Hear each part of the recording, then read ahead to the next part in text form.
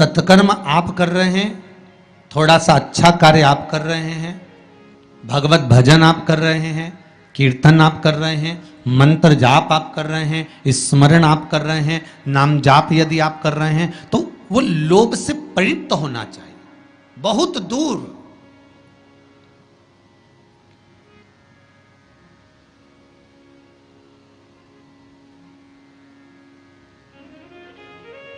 आपके भीतर वो उपजे ना।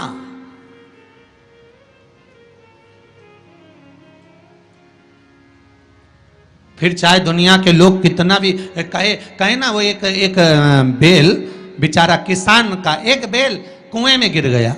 अब कुएं में गिर गया तो किसान का बेल जब कुएं में गिरा तो ये देखा कि कुएं में से बेल को निकालना है। खूब मेहनत करी किसान ने बेल को निकालने की, पर वो बेल निकल नहीं रहा था। बहुत बहुत बहुत बहुत मेहनत करने के बाद भी वो बेल नहीं निकला। बहुत अथक प्रयास करा गया पर बेल नहीं निकला। तब किसान ने फिर कहीं मशीन वाले से कहा होगा कि इस बेल को निकालना है। मशीन वाले ने कहा 25,000 रुपये लग जाएंगे, 20,000 रुपये लग जाएंगे। तो उसने सोचा 20,000 25,000 लग जाएगा तो इससे अच्छा है कि इसको पड़े ही रहने दो। बेल किसी काम का तो था नहीं, बूढ़ा हो गया था। अगर बेल बूढ़ा हो गया है तो इसी कुएं में पड़े रहने दो, मर जाएगा। इसी कुआं भी सूख गया है, इसमें कोई दिक्कत वाली बात नहीं, अपन कचरा पटकते जाएंगे, बेल को वहीं की वहीं दबा देंगे। गाँव के लोगों से कह दिया मेरा बेल कुएं में गिर गया है और ये बूढ़ा हो गया था। एक काम करो, तुम्हारे गांव का जितना भी कचरा है ना, घर वाले वो सब लाकर इसमें डालते जाना। बेल मर जाएगा, धीरे धीरे उस पर मिट्टी डल जाएगी। गांव के लोगों ने कचरा लाकर डालना चालू करा। जैसे जैसे बेल के पास में कचरा पटकना प्रारंभ करा, बेल भी समझदार था। इधर कचरा पटकते तो इधर पांव रखकर खड़ा हो जाता, इधर पटकते तो इधर पांव रखकर खड़ा हो जाता। धीरे धीरे पूरा कुआं भराते चले गया और बेर कचरे पर पांव रखते रखते रखते रखते रखते रखते बाहर।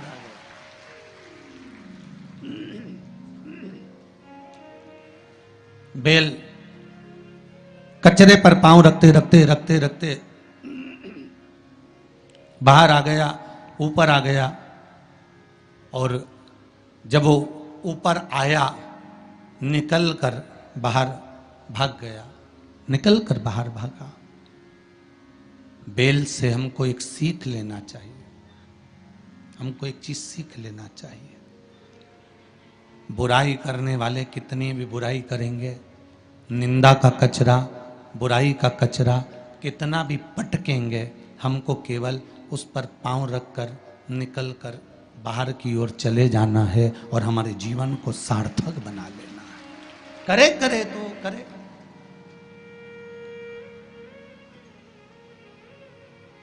अब शब्द कहने वाला कहता रहे, ताने देने वाला देता रहे, गाली देने वाला देता रहे। अपनी शिव भक्ति, अपना स्मरण, शंकर का अनुमोदन होता रहे, बस इसका ध्यान रखना। बैसाख के महीने में 9वीं तिथि को माता जानकी का प्रागट्य हुआ है पृथ्वी से।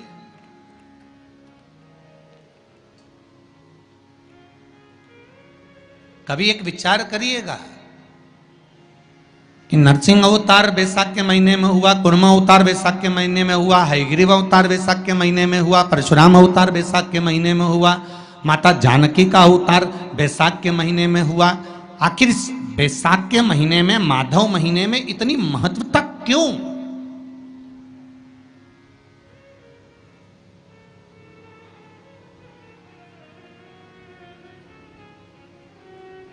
बैसाख के महीने में पड़ने वाली एकादशी, चतुर्थी, प्रदोष, अमावस्या, पूर्णिमा, शिवरात्रि, ये सभी इतनी महत्वपूर्ण क्यों हो जाती है?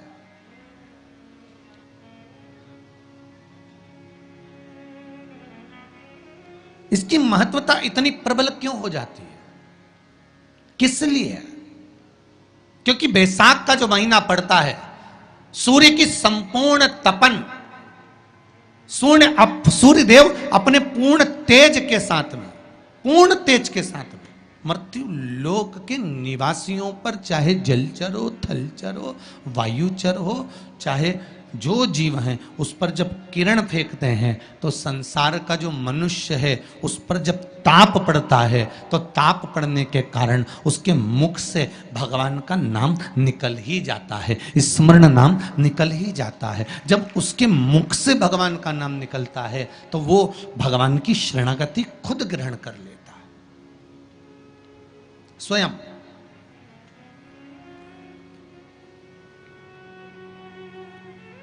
शरणागति ग्रहण कर लेना।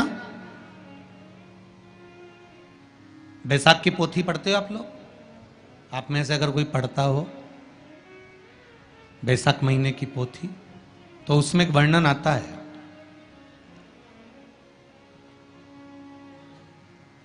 गीता प्रेस गोरखपुर के कल्याण अंक में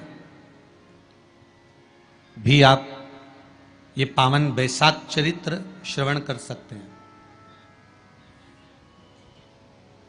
उसमें बैसाख महीने की पोथी में 10वें दिवस की कथा में 10वें अध्याय में एक व्याध और शंख मुनि का चरित्र आता है।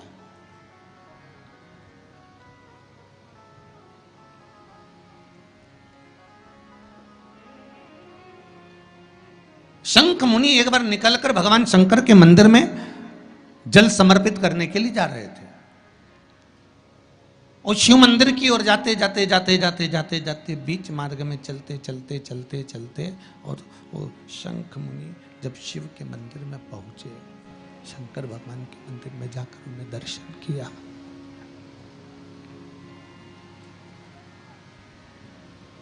जल का पात्र उठाया और वो जल का पात्र उठाकर जब भगवान शिव को समर्पित कर रहे थे तो उसी समय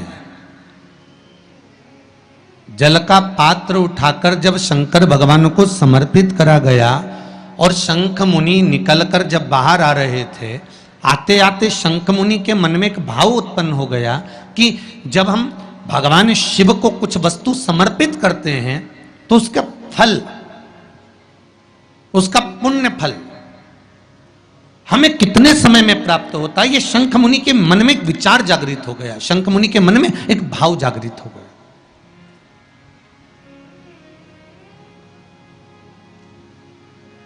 कई माताएं पशुपति व्रत करती हैं, कई ऐसी भी माताएं हैं जिन्होंने 2-3 बार पशुपति व्रत कर लिए होंगे, दूसरे को बताया, उसने व्रत करा, उसका हो गया, उसको फायदा भी मिल गया, और ये 3 कर ली, उसके बाद भी कुछ ना कुछ रह गया। तो इसके मन में आया कि बताओ, मैं भी व्रत कर रही हूं, ये भी व्रत कर रहे हैं, ये भी व्रत को सुन कर रहा है, मैं भी व्रत कर रही हूं, आखिर बात समझ में नहीं आती। उसको लाभ मिल गया, मुझे लाभ नहीं मिला,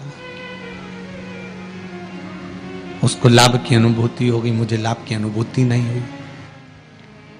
तो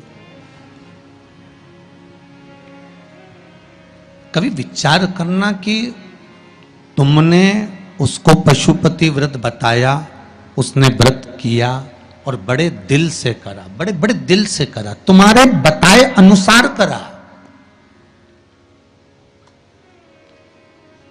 मतलब तुम्हारी बात पर कितना विश्वास होगा उसको, तुम्हारी बात पर कितना भरोसा होगा उसको। और तुम्हारे बताए अनुसार उसने पशुपति व्रत कर लिया और उसका काम हो गया, और तुम 2 बार 3 बार 4 बार 5 बार कर चुकी तो भी नहीं हुआ। उसका कारण क्या हो सकता? उसका एक कारण है, तुम्हारी बात पर उसने विश्वास कर लिया पर तुम अभी विश्वास पूर्ण रूप से कर नहीं पाई हो। तुमने ये सोचा है कि दुनिया कर रही है तो अपन भी कर लो। एक बार महाराज ने बोला है कर लो, देखा जाएगा, पर तुम्हारे बात में वो जागृतता, तुम्हारे पास में वो बल, तुम्हारे पास में वो जागृतता, तुम्हारे पास में वो बल, तुम्हारे पास में वो विवेक, तुम्हारे पास में वो बल प्राप्त नहीं हुआ, वो विश्वास जागृत नहीं हुआ। यदि तुम्हारे पास वो विश्वास जागृत हो जाता वो बल जागृत हो जाता।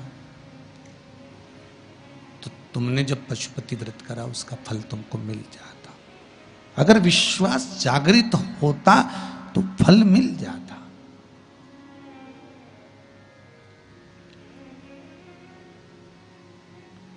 विश्वास जागृत होने पर फल की अनुभूति है।